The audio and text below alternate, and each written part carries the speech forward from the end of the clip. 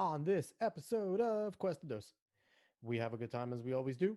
First things first, our network that we are under, the Opinions Podcast Network, is doing a holiday giveaway. Yay! We're giving away a jersey. You have to be entered in by midnight on the 23rd. Listen to the show for details on how to enter. Then we jump into the fun part. We go on a nice rant about Star Wars in general, The Mandalorian, and just the 17,545,823 shows that they Way are too coming many. out with.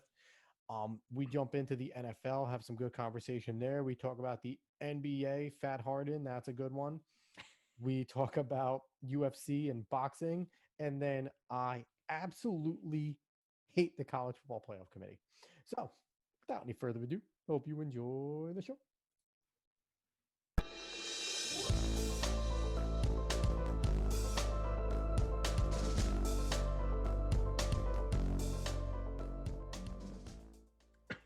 What's going on, sports fans? David got his cough out of the way early.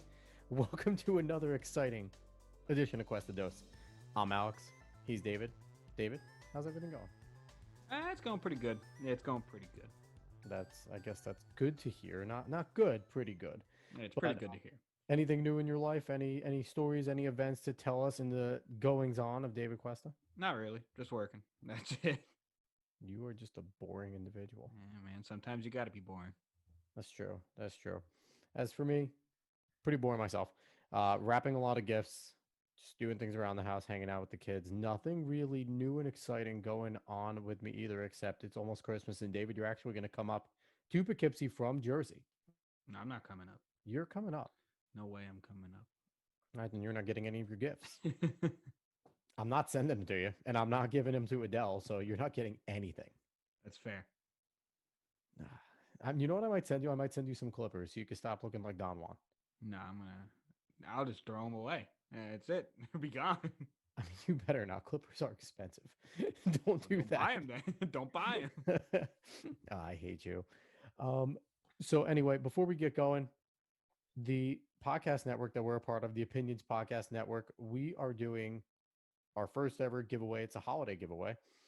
And Cuesta Dos is one of the podcasts that's a part of it. It's Cuesta Dos, Personal Foul Podcast, Play Action Podcast, Sports Opinions Podcast, and Butting Heads Podcast. Those five plus the network teaming up together to give away a jersey. Any jersey, any team, any player, any, as long as it's on fanatics.com, because that's who we are using to buy the jersey.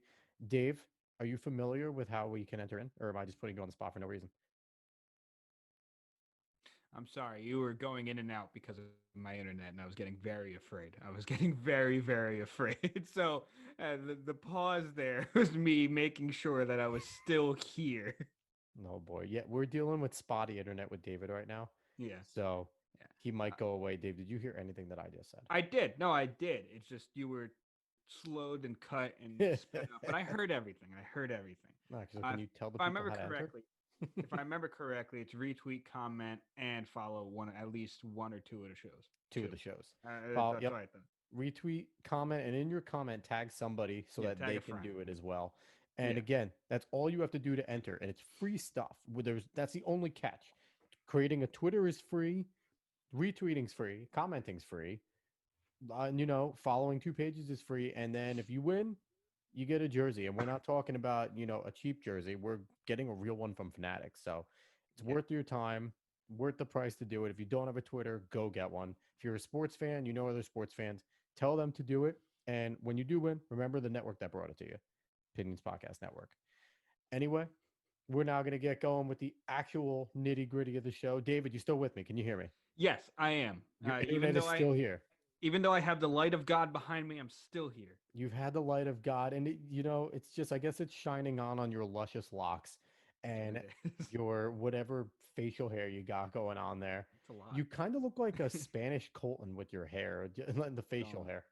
don't insult Colton like that. So anyway, we're going to start off with our first section, which is always nerd talk, because that's what we are. And we're going to start off with Star Wars. Now, Dave, you've only watched a few episodes of The Mandalorian. I hope you Yes. get hate mail and hate tweets for that. Why? Because The Mandalorian is fantastic. It just wrapped up its second season, and the second season's finale. I don't know if you know what the internet is, Dave. Don't spoil it. but the internet has been going crazy about it. I wish I should honestly. At this point, it aired on what is today, Monday the 21st. It aired on Friday the 18th. If you haven't watched it yet, you should get a Don't spoiler. spoil it. You should. The Mandalorian shoots things and stabs people. All right, that's There it fine. is. That's fine. But either way, it's a great show. John Favreau has done a really good job with the creative side of that, what George Lucas is trying to accomplish in Star Wars. You can see that John Favreau is a fan, and it shouldn't come as any surprise because he's been one of the guys behind some of the best Marvel movies that we have seen. Hmm. The Iron Mans were good. I know he had his hand in the Avengers stuff and things like that. So they've, from the little bit you saw of The Mandalorian, do you plan on watching the rest of it ever? I probably will at one point. I mean, I've always liked the way Star Wars looks, just the environment, the setting, the lore of it. Their costumes are always fun to look at. I mean, Yeah. some things are better left forgotten in the Star Wars universe, but and I Don't won't keep have to it name to them. Jar Jar. I Don't won't have keep to it name them. Jar I Jar. won't have to name anything. Absolutely anything, because there's more than just Jar Jar that people want to forget. Don't don't forget that. So but I probably will watch the rest of it just because I like the aesthetic of it. I mean, I play Star Wars games. Yep. I'm just not too much of a fond watcher of things, so it takes time. If you haven't watched The Mandalorian yet, the best way I describe it is it's essentially a space western. It has that feeling about it, like it's like an old western style show, Hmm. except it's with people you're familiar with in Star Wars. And the Mandalorians have always been something of lore. If you like the Star Wars proper, and even when you're into the cartoons with Clone Wars and Rebels Hmm. and the games, they're always spoken about. You hear people, a Mandalorian, a Mando, Mandalore, and how they're just soldiers and elite Hmm. fighters and basically only bested by Force users in the galaxy. Yeah, Like they're like the next tier. yeah. And it's just really cool the way they did the story. And it's worth time going to watch it. Now, something that I'm concerned with, Dave, Oh I no, don't know if the 1,675 spin-offs that they're planning, that exact number. I think I might be off by 4 or 5,000. Anyway, Okay, all right.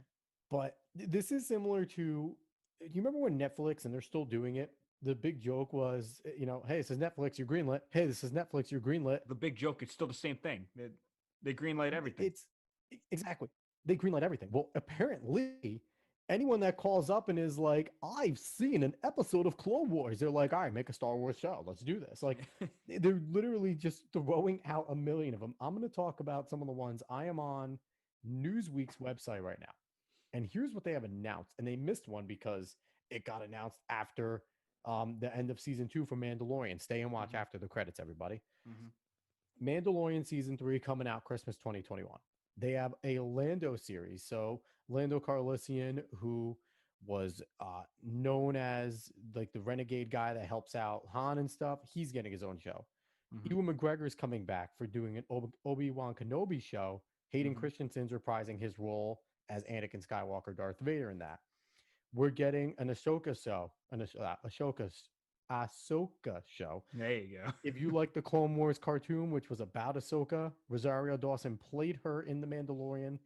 It's going to be its own show. Ahsoka Tano's getting one, and she's a great Jedi. She was the Padawan of Anakin Skywalker before he went nuts.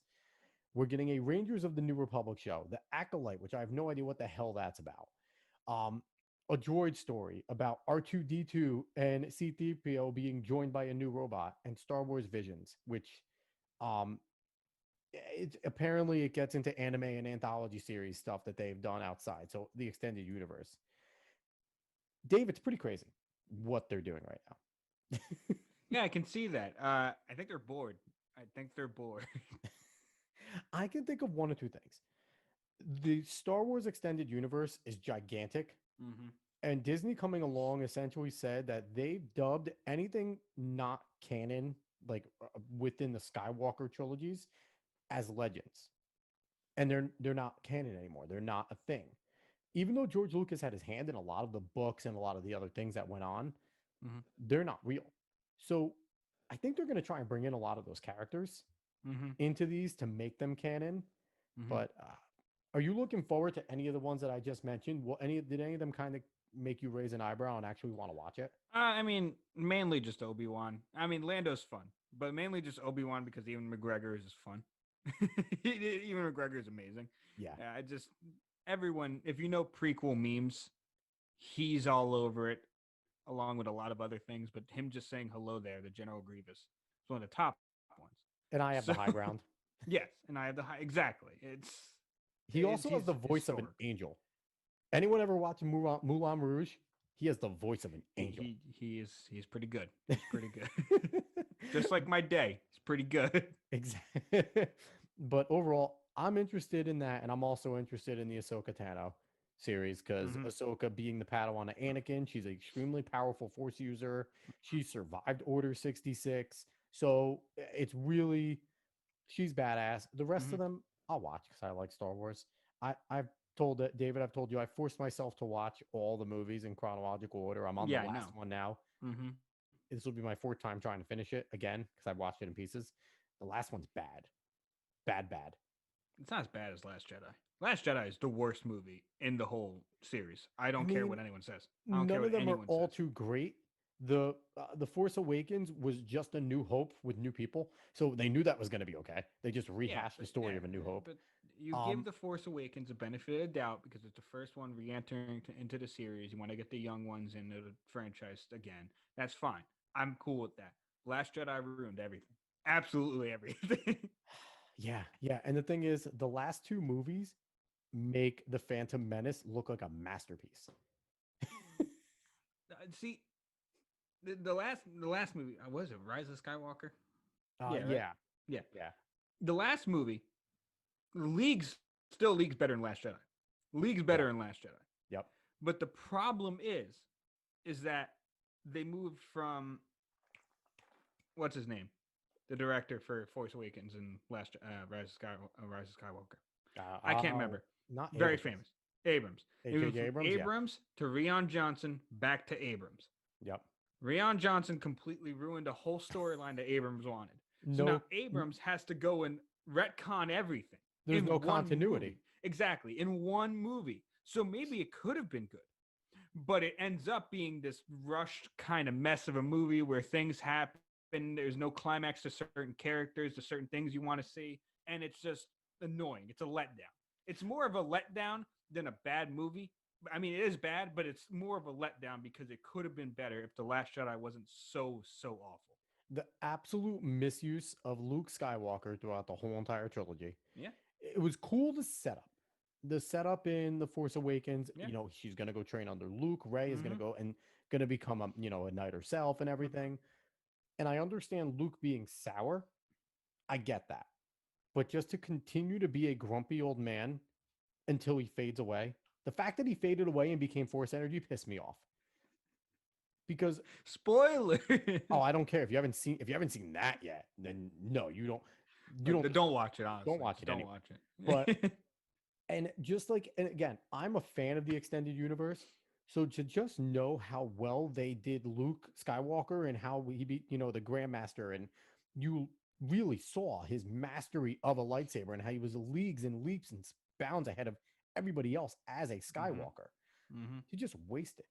And just, this is akin to what you call it in Spider-Man, just killing off all the villains in the first go with Oh, Spider-Man with Tobey Maguire. Like oh, that's exactly what this is. yeah. You kill off the best one, and Rey is, don't get me wrong, she's a passable Jedi. She wasn't bad as a Jedi. Obviously, she learns quick. She had fighting skill already. Like that was Yeah. fine. Yeah. But to kill off the best and to have her be the one that's going to redo the order, and the actor that played Kylo Ren, I didn't like him. He was okay. My main problem with Kylo Ren, and I gotta help myself here because I always called him Rilo Ken for fun. But my main problem with Kylo Ren is that they have one of the coolest masks to use, For no and reason. he has it off all the time. I don't need to see Adam Driver all the time. Keep the mask on. The mask is cool. That was Yeah, one of the coolest parts of Darth Vader.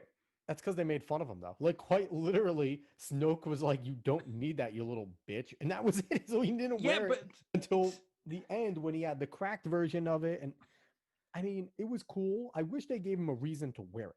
Vader needed to wear it. Ren wore it to try and be like Vader, and But I that's don't, fine. I don't know. Listen, you To want to me, it was just you want to build him as an not good. obsessive character. He really obsesses over his one idol. That's fine. Those characters can work. You got to keep it going though. You can't just have him take off the mask for more than half the movie in every movie. It makes no goddamn sense. Yeah, and I thought they overdid the mood swings with him. You saw hints of it with Anakin. Obviously, he killed kids, but Ren's mood swings seemed more like a petulant child and not somebody who was as powerful in the Force as he was. Because Yeah, I mean, even as much of a psycho as Anakin was, he was under control during his craziness because of his hmm ruling of the Force. So hmm I don't know. To me, the whole entire lore in the final Skywalker trilogy is just bad and should be retconned. you would hope. You would hope. Eliminate, Probably not, but you would hope. just keep BB-8. You can keep Poe. Finn was okay, maybe, but Ray needs to go because she's part of the problem. I don't know. They have to find something to do with it, but we can go on with this forever because We can, I can rage against Star Wars for a long time, but I don't but it's need to. so. But the rest of it's so good. Everyone, read the extended universe, the comics, the books. Go do yourself a favor and watch Clone Wars, and because it's amazing. Yeah, if you enjoy the aesthetic of Star Wars like I do, and you wish they did better, that's where the anger comes from. That's really where the Yeah. because and all the costumes, just everything about it is so cool. It's so imaginative, My and last comment I on just it wish it was better. I agree with you. I wish it was better because of how many writers did such a great job in the extended universe in writing books and getting what George Lucas was trying to do and Yeah, understanding the universe. they deserve all of the To not be able to tap into those people yeah. and use what they know in the universe that they created that so many people love and Mm-hmm. still loved, Mm-hmm. it's insane. But it's Hollywood doing Hollywood, Dave. Yeah. All right, we're gonna move on to sports because that was more than I enough like it. than this week for nerd stuff. We're gonna move on to sports and for fun stuff first. First is fun things. Then it's us being emotionally distressed in many ways. But so last week this happened, but we want to talk about it because it's fun. Yep. Lamar Jackson left the Ravens Browns game like the fourth quarter. Not much longer left. You're down 34-35. Trace McSorley has to come in. He McScorley. McSorley. He so Lamar Jackson leaves because of cramps, and he comes back on 4th and 5 or 4th and 2. I don't remember, but Mhm. fourth down, game on the line basically. Makes a great play moving out of pocket, hits Marquise Brown, touchdown. They go on to win the game. Incredible job by him. Now, you look at the security camera footage of Lamar doing a waddle over into the locker room and then coming back out. It looks it looks like he had to go relieve himself more than it was cramps. And especially coming back out basically as soon as he did makes me feel like it wasn't just cramps. Now, this is partly funny, but partly a great accomplishment. I don't get it. I don't get when people make the joke of athletes having either poop in their pants or having to leave to go to the bathroom. And every time this joke is made, that person comes back and clutches a win. And clutches a win. That's one of the best accomplishments you could do. I had to go to the bathroom and then I came back and still whooped you. Like that, why don't just own it? Even if you did have cramps, Lamar, just own it. Just said, yeah, I had to go. I mean, nature calls because it does. Nature does call, and sometimes you have to go. I'm sorry. Go ahead. What do you have That's to think fine. about it? It's funny you said clutch because it was obvious that Lamar was clutching his cheeks when he was running over to the bathroom. And you can call it cramps because any of us that have had to poop that have held it for a long You time get cramps. You can get get cramps. cramps. So Yeah. technically correct. But those cramps were relieved not by a massage. He relieved the cramps on the toilet. He definitely dropped the mega deuce. Like there's no doubt because when he came back on 4th and 5, he basically like floated over there. He was so light. Yeah, but that's and that's the whole thing.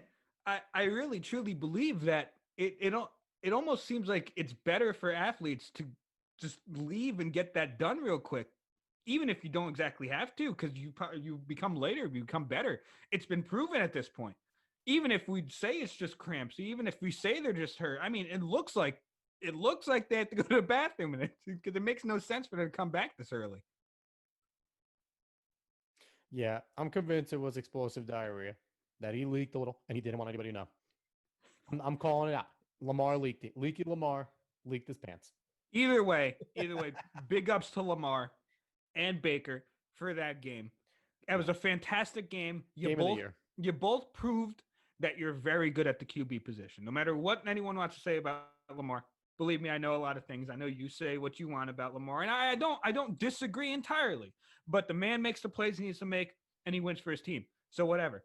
Uh, big ups to both of them. Now we're gonna move on. We're gonna move on to something that hurt a lot of people. Hurt me too in some ways. And I'm gonna bring up some people that I actually watched just before coming on that they heard as well. But the Jets got their first win yesterday against a 9-win Ram team with one of the best defenses in football. The number one defense going into this game. Yes, but I'm just saying one of the best defenses because you don't have one if you just lost to the Yeah, Jets. yeah. So it's wild. It's honestly wild. So that win now has us tied with the Jaguars at 1-15, and due to strength of schedule, the Jaguars now have sole possession of the number one pick. So bad. Now, I was watching Rich Eisen before this because Rich Eisen is pretty funny when he goes on rants about the Jets. So I've always watched those clips because those are hilarious. And he actually went through the history of 1-15 teams in the league. Thanks, Rich. I think he said there's been 10, 1-15 teams. Only one of them didn't get the number one pick. And that was the Panthers. I can't remember which year. It was in 2000s, 2000 something. And they only didn't get it because back when the Texans became an expansion team, every team understood that in this year they were only fighting for the number 2 pick. Yep. So they only didn't get it off of that rule. The Jets somehow find the perfect year. We're going 1-15, may not get you the number 1 pick. Yeah. And losing out on what everyone is saying is a generational talent, and he certainly shows it in many of the games in college football. Yes, he now, there's still 2 weeks left. You never know what the Bears could do against Jacksonville. But right now, it's looking like a win might have somewhat doomed the Jets franchise. I'll say this. So Jacksonville has the Bears and the Colts left. The Jets have the Browns, who have looked really good. Yep. Played all. They are a 10-win team, and they have played all of a 10-win style of play. Yep. Baker's been very good. That defense is stout. Mm-hmm. And then they finish off with the Patriots. I know that we've joked that Belichick might throw it away to screw the Jets, yada yada. That's back when the Jets had 0 wins, and 1 win would have made it tight because you don't know what the other teams were doing at that point in terms of making a strength of schedule. Yes. Now, if the Jets beat the Patriots, they are assured to be the number 2 pick, period. Yes. And you know the Jets players are going to kick and scratch. Now, you talk about the Bears. The Bears can run the football. David Montgomery is coming to his own. Yes. See, they can run very, and the very Jags cannot stop the run. Yes. So for me, when you're looking at the Bears, the question isn't Mitch. Mitch does what Mitch does. He has good receivers in Allen Robinson and Mooney over there. And he gets them the ball when necessary, but they're not telling Mitch to throw the ball 40 times a game. Yes. They're relying on David Montgomery, and he's doing very well this year, especially late in the year. So they're going to beat the Bears. They're going to lose to the Bears. The Colts are the iffy, but Phillip Rivers has them clicking. He's looked as good as he's ever looked in terms of controlling the football and taking care of it, especially later. Beginning of the year, there were some questions. Lately, Phillip's been fantastic. Yep. So, and again, they're another team. Taylor defense is good. Jonathan Taylor had a little midseason lull. They brought in Hines a little more. Last 4 games, my God, he's looked like in the beginning of the year again. So again, another team that can run the ball. Jags can't stop the run. So the Jags are going 1-15. The Jets play the Browns. The Jets owe the Browns a bad loss because the Browns did that to the Jets when they brought in Baker for Tyrod. The Jets were beating the Browns. Yeah. Baker comes in and wins. Yes. and wins it for them. So the Jets owe them. Yeah. And it's a very Jets thing to go 3-13 and fall to the It's third not going to spot. happen. It's not going to happen. And fall to the That's not third going to spot. happen. I'm telling you right That's now, not going to happen. it That's not might. going to happen. We're not going to beat the Browns. It's a literally listen. You I don't can know. say what you want. You can say what you want. We shouldn't have beaten the Rams, but Jared Goff has shown he goes into these lulls. He's shown that. The Browns, the way that they're playing, they don't even need to give Baker Mayfield the ball ever. Nick Chubb and Kareem Hunt can just get the ball in the backfield the whole time. They'll win the game right there. But the way the Browns have been playing, I don't see it. But it's the most Jets thing ever to go 3-13 and fall to the third spot. It really is. It really is. Because I forget who's. I'm looking at the standings right now.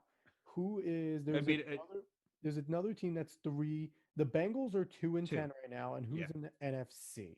The NFC, the worst team. Let's see. Playoff picture is 4-10. Okay, Yeah. so We'd honestly, get number 3 no matter what. it would be the most Jets thing to upset the Browns and that Belichick give us another one of these and say, go ahead, go 3-13, you big idiots. That's honestly the Jets thing, and then we'll take another D tackle because why not? Well, I don't think that's going to happen. I do still trust in JD, and that's why I said possibly doom their future because you still have a lot you can work with the number 2 pick. You do. You do. We can't act like you don't. We can't act like that. Yeah, I know missing out on Trevor Lawrence is huge, absolutely huge, but there's still a lot you can do with number 2. You can take Justin Fields, you can take Zach Wilson, whoever you like as a QB in that, or you can stick good from Alabama. Mac Jones is fine. You could do whatever you want. You want to pick a QB there. If you want to stick with Sam, you go ahead and do that. Whatever you want to do, you can get a haul for that pick, or you can get a very good wide receiver, another O lineman. Doesn't matter. You can still do a ton with that pick. And JD's draft from last year, almost every damn player is working out perfectly fine.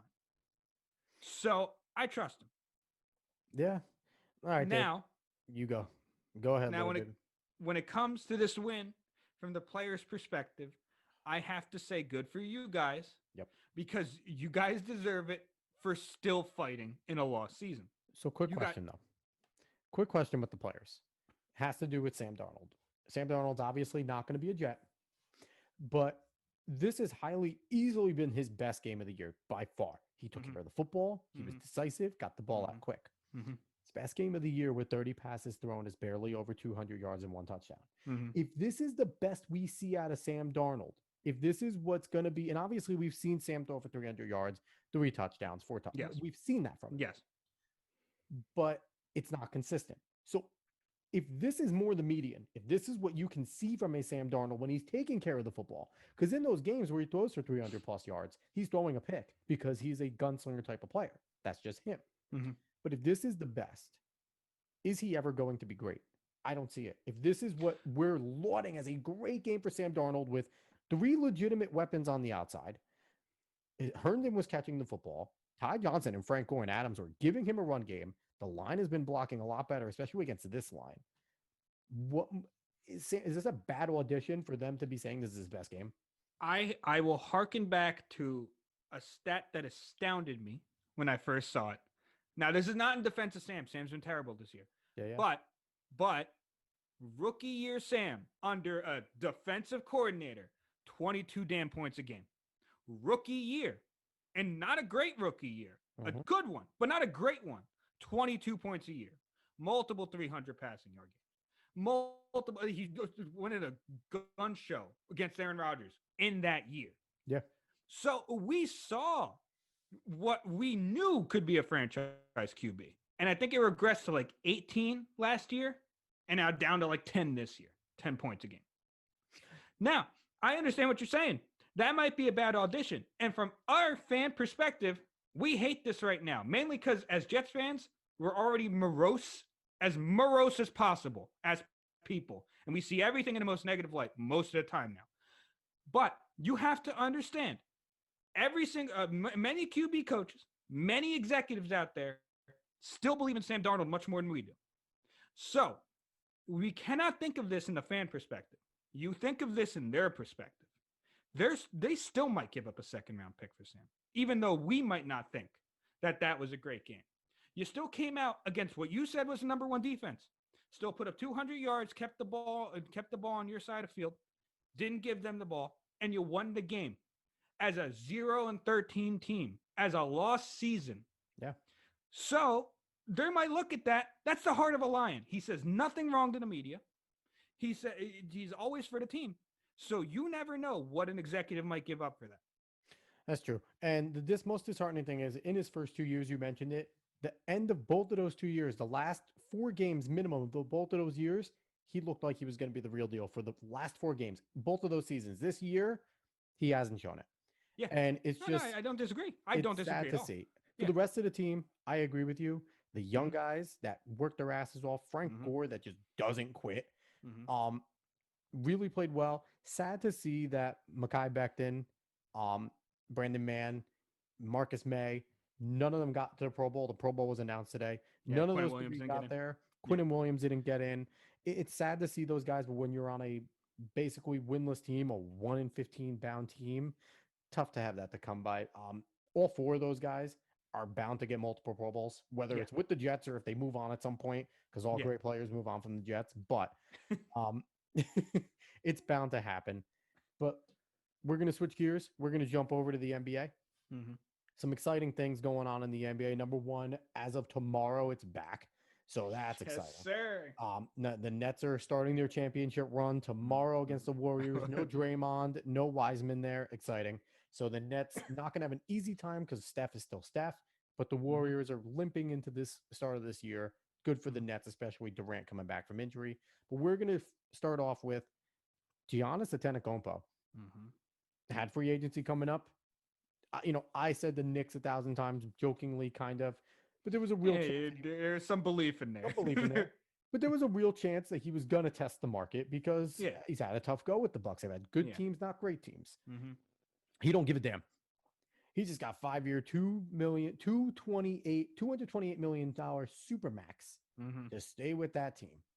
He can have all the free water he wants. Now, it's amazing, deserve it. I'm happy for him. The Bucks now better put a team around this man, because if you don't get a championship within these next 5 years, shame on you as a franchise with that guy. Next guy that got it, who's getting a bunch of crap for getting this, but God, he deserves it. He's been the defensive player of the year multiple times. Rudy Gobert got paid $205 million for 5 years. People were saying they wouldn't pay that for Gobert. You don't know what the hell you're talking about. Okay. That defensive stud in the middle, and a guy that still, if asked to, could average 10 to 15 a game. He's not asked to. They're asking Donovan Mitchell to go score. They're asking the other cast to go score. Gobert is the guy that keeps that defense together. And he has a chance of being the defensive player of the year. Every single year he's there. That man is worth every single dollar. Dave, what do you think about both of those extensions? Giannis, great for him. I actually like him staying with the Bucks. I do think that they've built very good teams around him. Good, not great though. But they should still be able to get there. They should still be able to get there. It's that simple. That simple. And I think Giannis knows that some of that is partly him. He becomes too one-dimensional sometimes. He's got to shoot a three. He's another guy that needs to develop a three because no one cares about it when it gets late. Exactly. And that's the whole thing. He knows he becomes too one-dimensional sometimes. And I know damn well he's working more, because if he has some type of shot out there, then we see how damn good this team could be. And fun fact, his younger brother got a ring before him. That is true. That is true. And for Gobert, I've always liked Gobert. I've always liked some intimidator down low. I think you need that. I think JaVale McGee and Dwight Howard showed that with the Lakers last year. Yeah. When you have the intimidator down low, it's great to have. Even with Anthony Davis and LeBron James there, having them there as a rock, you don't have to worry too much about inside. So I think it's great for Gobert.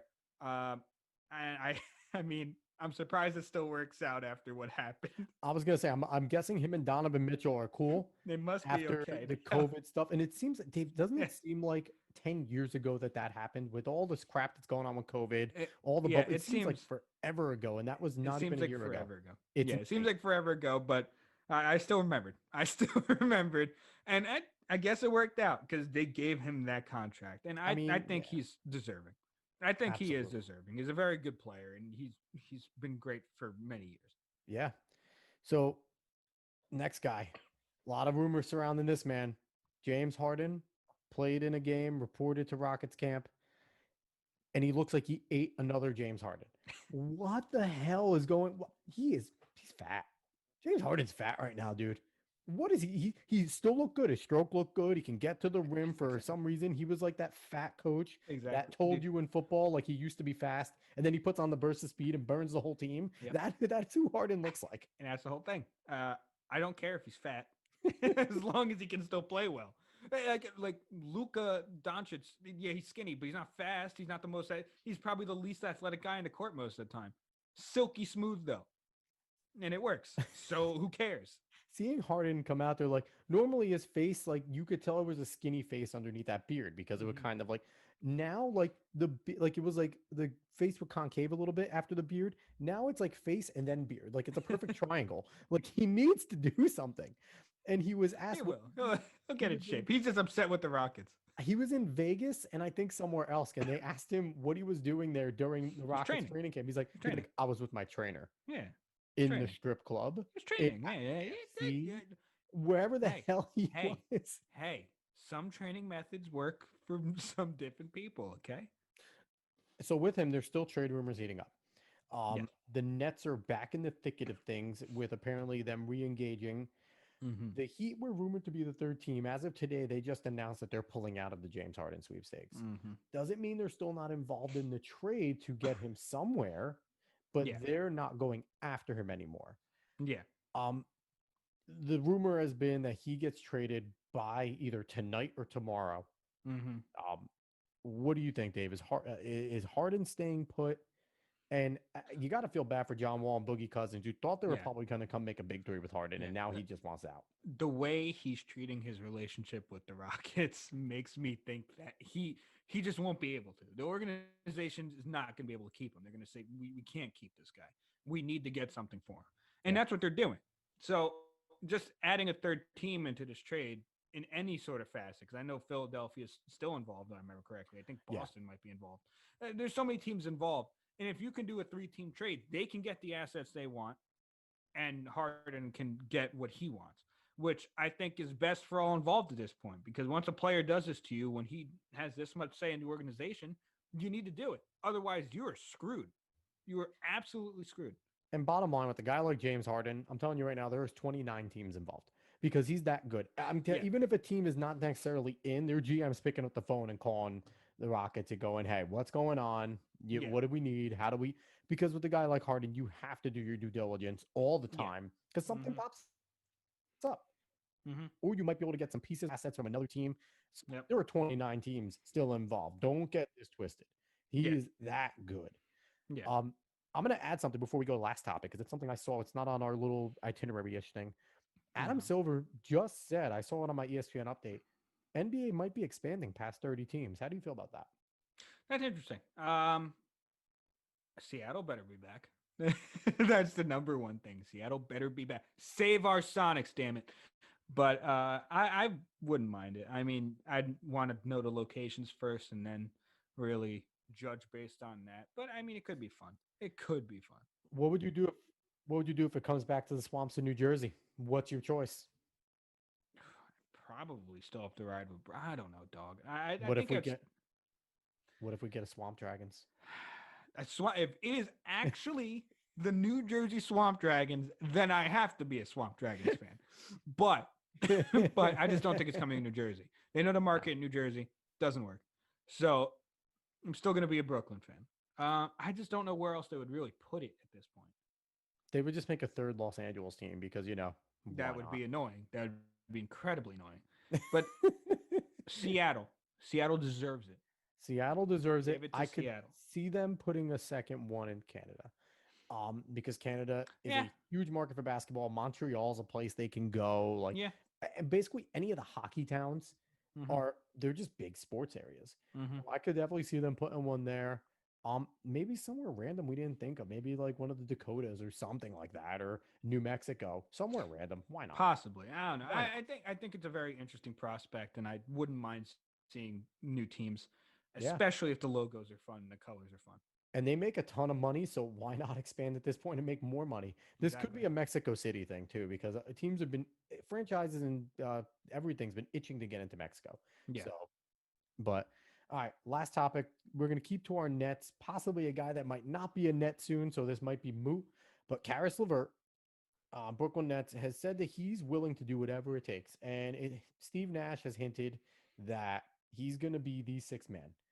They like the way Spencer Dinwiddie plays with KD and Kyrie in the first unit. Joe Harris is there. I feel like DJ is going to start over Jared Allen. So you're looking at a second unit with Jared Allen and Karis LeVert, two Mm-hmm. very good young talents. Mm-hmm. And I'm presenting this to you because my feelings is Karis LeVert, if he plays six man, he immediately enters into that, great six man Jamal Crawford, current great six man Lou Williams territory of a 20-point a night guy at minimum, Mm-hmm. crushing second unit guys. Mm-hmm. And Nash threw the word Manu Ginobili out there saying Karis LeVert's a starter, but if he's our sixth man, he'll take that Manu role. If Karis is still a Brooklyn Net, do you think that he has the ability to enter into that type of sixth man echelon? 100%. He just has to stay healthy. Yeah. That's the number one thing. If he's healthy, he has the ability to get into that 6 man a year kind of committee. And right now, I'm not entirely sure who else is in that committee right now because I'm not entirely sure how every lineup is shaking up. But I think if he is Armanu, it's a great thing to have. Yeah. Karis LeVert is a starting player in the league. Mm-hmm. So him coming off the bench as a sixth man with Jared Allen there. Don't forget, we still have Landry Shamet coming off. We still have Torian Prince. Still have a ton of people coming off. So he is just such a scoring asset in a second string sense. He'd be incredible. And I think he definitely can become six man of the year if that's how it works out. And even think if he has the Manu to close out games, you take off either Spencer or Joe Harris, whoever's struggling more to finish Yeah. that game, Yeah. move Durant down to a small five. Karis Yep. LeVert's 6'6". He Yep. can play a small ball power forward at this point. Yep. And there you go. And you have your small ball lineup of five guys that can shoot a 3. Mm-hmm. It's would be lots of fun to see. Mm-hmm. I'm a big Karis LeVert guy, even if he does get traded, because obviously, if the Jets want to get James Harden, LeVert or Spencer or both are centerpieces, they The have Nets. to go. The Unfortunately, Nets. I mean, Harden probably could play in a football team right now, but it's the Nets. You said the Jets. did I? I'm so Yeah. sorry. Yeah. The Nets. Yeah, Harden could be a lineman at this point, but the Nets, yeah, if they want to, but whether he goes or not, I'll still be a Karis LeVert fan, regardless if he leaves. Yeah. But if he currently stays with the Nets, he will definitely be a guy that could be sixth man of the year. Now, Dave, Mm-hmm. we're gonna do the topic I've scheduled next last because I want to rant. So do the last topic now. All right. Okay. We had our final UFC fights happen. We had our final fight night happen. There were 63 fights. Just 2 days ago. It wasn't that many. It was a decent amount. It was a decent amount. But I'm gonna go over some of the big names. Pettis beat Alex Morono. Anthony Pettis beat Alex Morono. Showtime is back. Dude, he almost that finished the kick fight. was almost terrifying. He almost finished the fight with a disgusting combo, which he's done before. Yeah. Right outside leg kick, right into a spinning heel kick. Disgusting. Almost finished it, but he still got the win. He was dominant. Anthony Pettis looked great. Is he ready to jump back into the contender field? Does he look as good as he did when he was rising up? Yeah, because he looks like he's just as tough as he is. He looks like he moves just as well. I think he still has another shot getting into contender field. Okay. He said he wants Tony. But he said he wants Tony. That would be fun. He gets this way. He has a good string of fights against guys that he should beat. Then when he gets to the big guys, he maybe scores a big win, gets there, and then he grabbed the title once, and he hasn't been the same since. Hey, I still believe in Showtime. Showtime, yeah, I like him.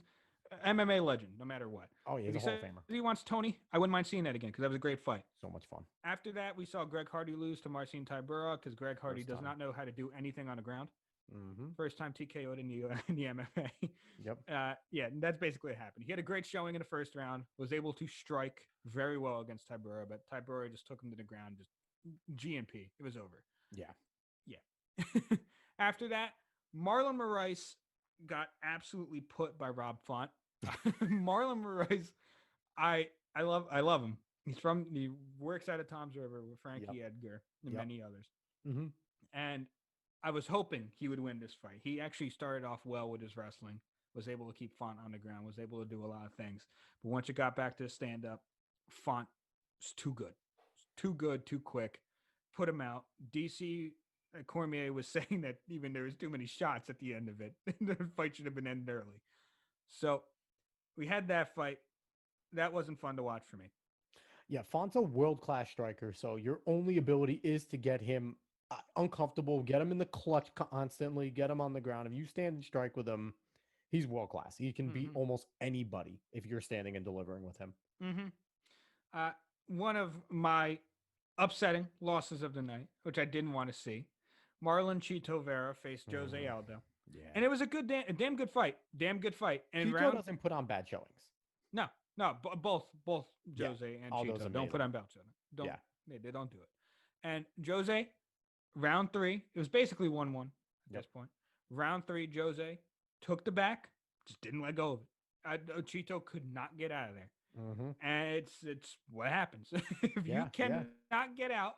You don't deserve to win the fight. That simple. So Jose Aldo did a great job there. He deserves a win. It's sad for every MMA fan to see Jose Aldo lose 3 in a row, or lose 2 in a row, I should say. Yeah. Absolutely. Yeah. Then it finished off with Jeff Neal against Stephen Thompson, Stephen Wonderboy Thompson, who honestly I should have put money on as soon as he came out to Wonderboy by Tenacious D. And Yeah. yeah, and Stephen Thompson looked just as good as he'd been. He Jeff Neal just could not get in there. Thompson's a master spacing. He he couldn't get touched by Neal. He was dominant. There's a 50-45 win. But you know what? It was a war. I do give, Oh, Jeff Neal Jeff fought Neal. well. Jeff Neal He fought fought well. he fought well, but it's so hard to fight against someone like Stephen Thompson. Thompson doesn't really make mistakes. Like you said, he keeps his distance. Really his strikes are accurate. They're calculated. Mm-hmm. And you got to be quicker than him, and there aren't many that are quicker than him in Exactly. terms of getting in his personal space. Exactly. Yeah. Exactly. It's what it is. Don't touch So me there. This is my no-no school. so that rounded out UFC for this year. I thought it was a great way to round it out. Yep. Fighter of the year is coming up, and I hope it's one or two people for me. It's either Kevin Holland won 5 fights in 2020, 5 fights in 7 months, Yep. or Davison Figueiredo Yeah. wins the title and defends it twice in what might be the fight of the year in one of those. Mm-hmm. So I think it's either one of those two. I know some people might want to put Chimaev in there. And Yeah. while Chimaev did very well this year, he wasn't up against the greatest competition. I love Chimaev. I think he'll do well. I don't think he deserves fight of the year over Holland or Figueiredo. I think because of the caliber of Figueiredo's wins as compared to Holland's was fighting the best, but he's not at that championship echelon yet. Yeah. He's just breaking Yeah. into the top 15. I do think I think the last fight against Souza oh my might God. put him there because he knocked Jakari. He not only did he knock him out off his back, but on the ground he was threatening with submissions. Oh, he got the KO of the year. That Threatening. KO, we've seen some great ones this year, and that's the last one we're gonna see. So obviously it's in the memory. Yeah. But to do what he did from his back. Yeah, I think it's still Buckley. I think it's still Buckley because that was disgusting. I don't know. It's close. But it's not just a KO. To threaten Jacare, because I said it wrong, Jacare Souza, with submissions while on the ground. He's one of the best jiu-jitsu guys we've ever seen in the UFC. To threaten him with submissions, you have to be damn good.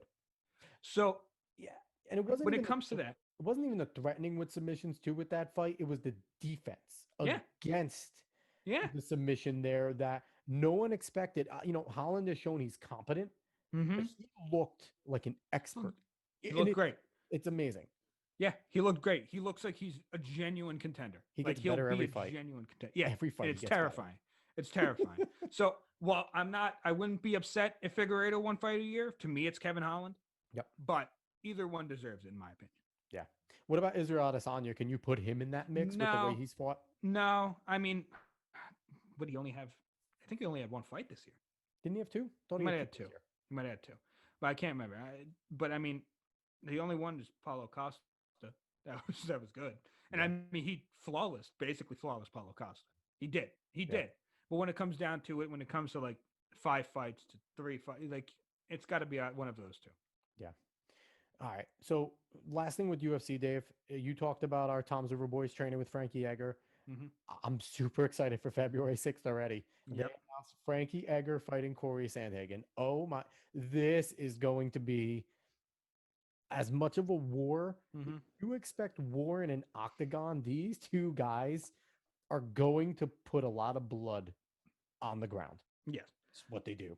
Yes. I think Frankie, the one thing Frankie needs to be most worried about, because I'm not too worried about Frankie's chin. No. The one thing Frankie needs to be most worried about is Sandhagen's submissions. Yes. Sandhagen is very good on the ground. Sandhagen's a good striker, very good on the ground. So, but I mean, if Frankie can keep it up and he can keep that same old grit that he's always had, I think he can find a chance to win it. But that's a really tough fight against Sandhagen. So, I mean, whoever Fight. wins this fight is next up for the belt, I think. We can't discount Frankie's wrestling though, because he's not as much of a BJJ strength, but his What wrestling is his wrestling fantastic. is So his great. defense is good Yeah, against a yeah, lot of what the guys that are BJJ experts want to do to him. And he's yes, shown that throughout his career that yes, he's competent on the ground as well, to the point where you're not getting him into one of the submissions that's going to make him tap. yes, yes. I So agree with that. But that should be a great fight. Also, just to look out, I know I mentioned it before. UFC starts back up again January 23rd. Conor McGregor versus yep. Dustin Poirier 2. That should be a fantastic card in general. I'm not even sure about the whole card, but I I know think they Dana's said a going to make fight it a or lot. two is going to be added still to that card. I remember looking at it and it was a good card. And I'm pretty sure last thing I heard is Dana said it's going to be a great card. And when Yeah, Dana says that, that means we're gonna something's gonna happen. yeah, yeah. Insane. I We'll know basically Dana's going to make it a stupid good card. there'll be a co-main event. It's not gonna be just it won't be just Poirier Connor. They will be the headline. There will be another co-main event. So Mm-hmm. Mm-hmm. all right. Do I we'll talk quickly about boxing. Me and Dave, we're not boxing aficionados by any sense, but I had to mention this. Canelo Triple G3 looks like it's going to happen. Yep. Canelo Alvarez, he beat Callum Smith to win the 168-pound welterweight. I'm pretty sure he's a unified champion there. Mm-hmm. And Triple G, I can't say this guy's full name. Kami Cesarmeda I. beat him the night before. Mm-hmm. Get also holding on to belts at 168. Dave, we've seen two fights between these two guys already. The first one was a split decision. Second one was a very controversial win for Canelo Alvarez. I think this has to happen. I think Triple G needs his shot at tying this whole thing up. And God, they both look like they're at the top of their game. Yeah, we'll probably see it again. We'll probably see it again. It's exciting. Any big, big fights for boxing is exciting right now. And if trilogies always do well, It's they getting stronger. always do well. Boxing is slowly but surely coming back. You have guys Yep. like Terrence Crawford. You Yep. have Clary Khan out there, who so many good fighters right now that are coming up. And I think it's thanks to UFC. Guys are interested in fighting again. So we're looking at boxing. ESPN's done great with Top Rank. But please, I beg of you, boxing, get rid of the 27 belts that count. The beauty of UFC is if you're the Bellator champion, it doesn't mean anything to the UFC. The UFC is the top. Yeah. We don't need all of the different belts. Yeah. And that's just fighting through promotions. That's what whatever promotion, but one promotion is gonna have to come out on top. It's that simple. One promotion has to be once and for all the above brand in boxing, and it might happen again, especially if boxing continues to gain in popularity again. WBO and IBF probably have the claim to that more than anything. I think to me, their belts are more prestigious. Top Rank with ESPN's backing, though, a lot of free cards. A lot of people are watching great fights, Top Rank fights. So Top Rank has a good chance as well. But yeah, so I'm excited. Canelo Triple G3 probably going to happen within next year, and I'd be really excited for it. Yeah, yeah, I'm definitely gonna watch that if it happens. If it happens, I'm definitely gonna watch it. All right, Dave. Last topic of the night. I'll ask your opinion first. Yeah, I'll get it through, and you can go ahead. College football playoff. Top 4 teams announced. Alabama number 1. Clemson number 2. Ohio State number 3. Notre Dame number 4. What do you think, Dave? I mean, I don't like it. I don't think almost no one really likes it, other than if you're fans of those teams. For me, I don't like that you're bending the rules for a team with 6 wins to get in, and I also don't think that Notre Dame explicitly earns that over Texas A&M after getting blown out by Clemson. You keep it close with Clemson, I think you're fine getting in. You get blown out. I mean, there wasn't even a shred of hope. You get blown out. I think there's a damn good argument for you being out of there. So, I mean, this, you have called for it. Everyone's called for it now. An expansion to the playoffs because the four team, people just hate it. People absolutely hate it. I mean, even the coaches poll that came out now, both both Dabo and Nick Saban had ND out of it, and Dabo had, oh no, Dabo might have had ND in it, but Dabo had OSU at 11. Yeah. So I, the four-team playoff, while it causes a lot of controversy, causes a lot of talking, which is fun for the playoff. But I think it's getting, might be getting people to hate it more than anything else. So the big problem with the BCS, which was the way that this championship was decided before the college football playoff, Mm-hmm. was that if there was a smaller mid-major team or Power Five conference that was a little bit weaker, the they were just throwing legacy teams, or Yeah. we would see one of the last straws when we got the Alabama LSU rematch after LSU beat Alabama the middle of the year. Yep. Great game in the championship, two very Mm-hmm. good teams, but nobody wanted to see that rematch. Mm-hmm. That pissed a lot of people off. So we eventually got the playoff, and everyone was clamoring for a playoff.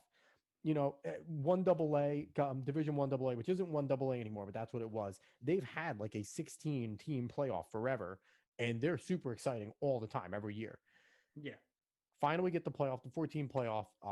The computer ranking system's gone, and it's a committee of people who are, supposed to be impartial. And if Mm-hmm. you have a connection to any of the big teams that are being talked about, you're supposed to leave the room, Mm-hmm. which I'm pretty sure happens. I'm not against anybody in the committee. Yeah. What we have gotten though is no parity. We've got no parity. The playoff was supposed to bring some parity to college football. The playoff was supposed to let your smaller teams, your TCUs, your Boise States, your teams that go on great runs, that play good competition, that go undefeated, to have a voice, Mm-hmm. to at least have a chance at getting in. Let's look at the rankings. Like we said, we talked about the top four: Bama, Clemson, Ohio State, Notre Dame. Texas A&M sitting there at fifth at 8-1. Mm-hmm. Again, a weird year too with COVID-19, and a year where I think they should have made an exception and expanded it because of it. Mm-hmm. But let's look down. Oklahoma at 8-2 is the first team out of the Big 12. We can all say the Big 12 has been absolutely terrible. And Oklahoma won their championship against Iowa State. Big 12's been bad. Yeah.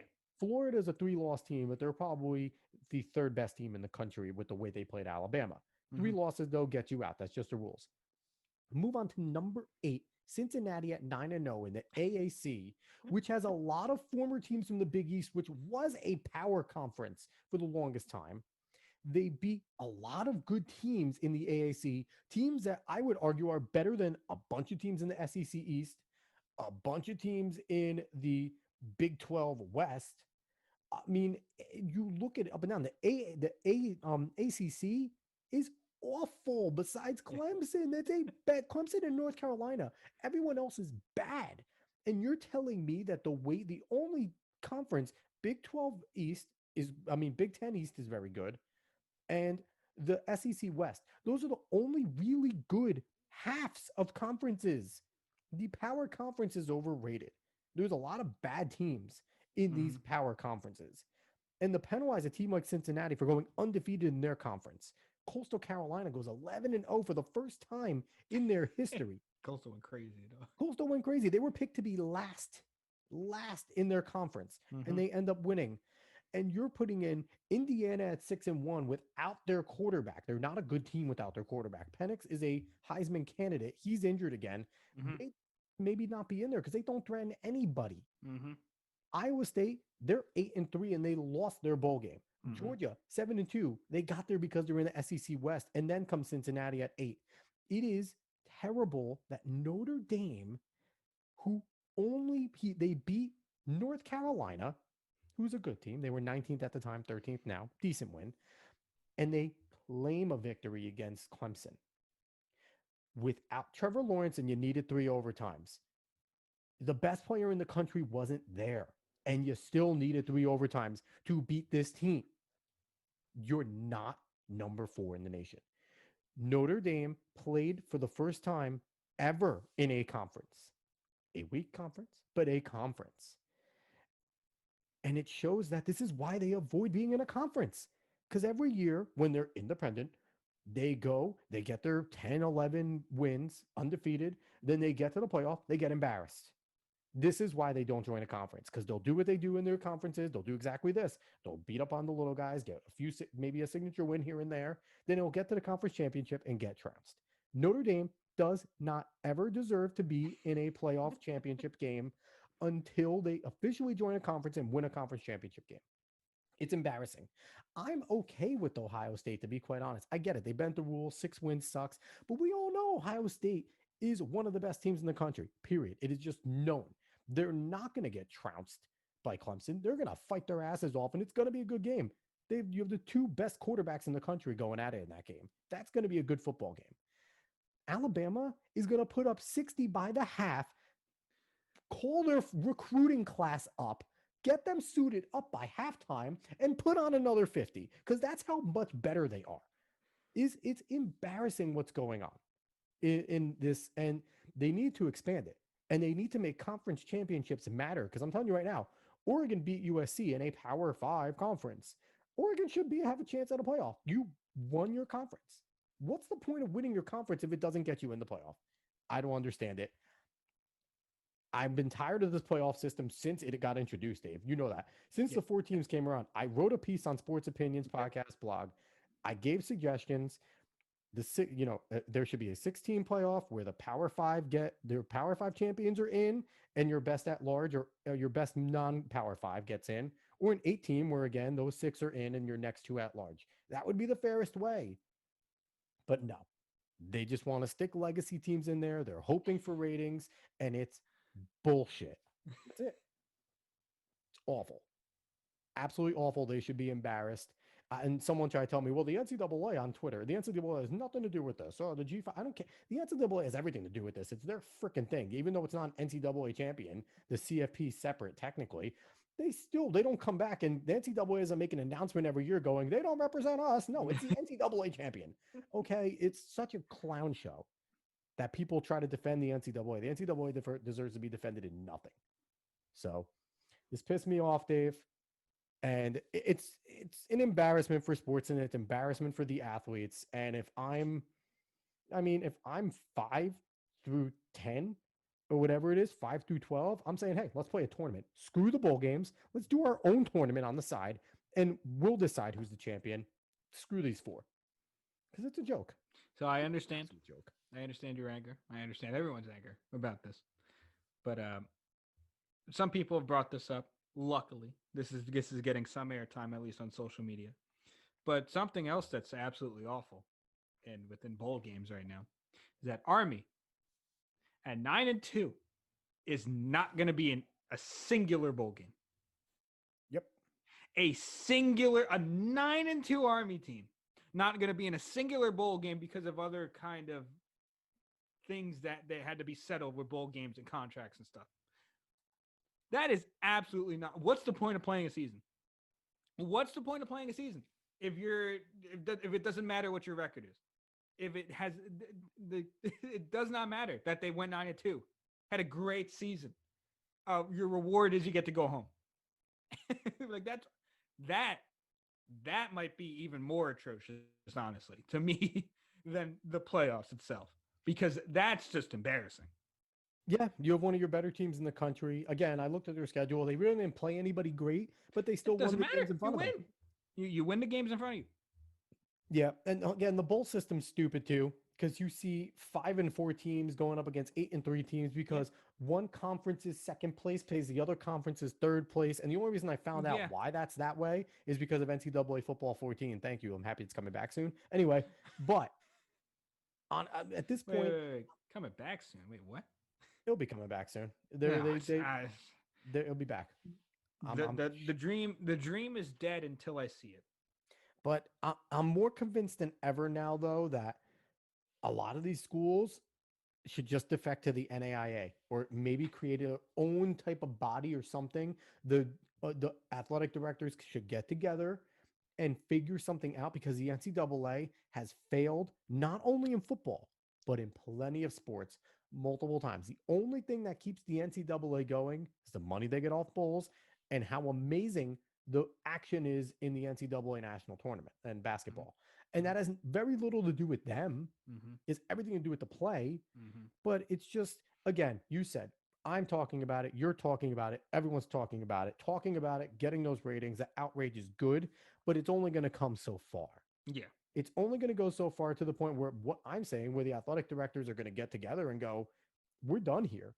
We're done. You can only spurn really good teams so often. Exactly. And when you keep on putting Bama, Clemson, Ohio State every single year, those three, regardless of what they do, there's a problem. There's an absolute problem. Mhm. So, Dave, do you have anything else to add? Because my blood pressure went up. Nothing else. Nothing else. Let's just chill out here. Let's end it on a nice note now. Ended on a nice note. All right, Dave, what is your nice note? Do you have anything else to add before we close out this show? What do you mean? The Jets won a game. That's a nice note. My nice note, wearing red because I couldn't decide. Marist men, Red Foxes, 5-1 right now basketball, 3-1 in the MAC. They just swept Ryder over in not Ryder, they just swept Manhattan over in the Bronx. Huge. Mm-hmm. The Marist women, 4-0, doing their thing. And the Rutgers Scarlet Knights in the Big Ten are 6-0 and just beat Illinois in a huge game at the rack. And they are official contenders for the Big Ten. Mm-hmm. Ron Harper Jr. is a star. Dave, I don't need, it's okay right now. It's okay because even though the Jets blew it, I have basketball. I have the Nets coming. Rutgers football actually had a pretty good season despite their record. Mm-hmm. They're looking better. The recruiting class is better than it's been in a long time. Gianno's going to get better transfers again. Mm-hmm. Things are looking up besides the Jets. And I'm okay with that. The rest of my sports world is decent. The Devils are probably going to be bad again. Meh, but we'll see. Man City's playing better in the Premier League. They're competitive in the Champions League. Things are going well. The Jets just need to fold as a franchise and let me end my misery. Maybe if they do fold, we get the listeners to pick the new franchise we follow. Honestly, they should move to Trenton and make the Trenton Tiny Turtles football They team. should. They should. Best mascot of all time. All right. Anyway, again, everyone, I want to remind you the holiday giveaway that the Opinions Podcast Network is doing in conjunction with Cuesta Dos and other podcasts on the network. Free jersey. Go on Twitter. Go on at the real OPN. Retweet that tweet. Follow two of the pages there.